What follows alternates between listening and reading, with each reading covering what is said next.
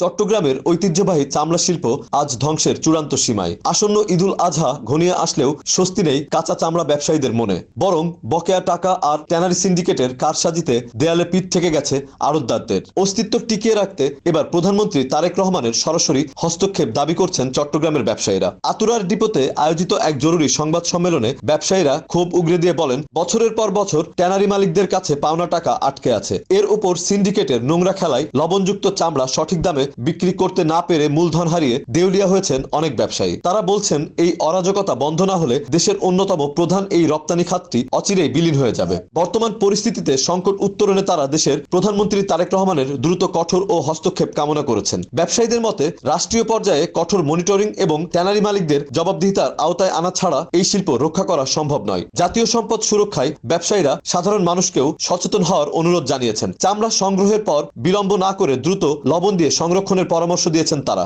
যাতে পচন রোধ করে অন্তত গুণগত মান বজায় রাখা যায়। সঠিক উদ্যোগ আর সহযোগিতা না পেলে এই কোরবানিতেও দেশ এক বিশাল অর্থনৈতিক বিপর্যয়ের মুখে পড়বে এই শিল্পে। এখন দেখার বিষয়, প্রধানমন্ত্রী এই ঐতিহ্যবাহী শিল্পকে বাঁচাতে কি ব্যবস্থা গ্রহণ করেন।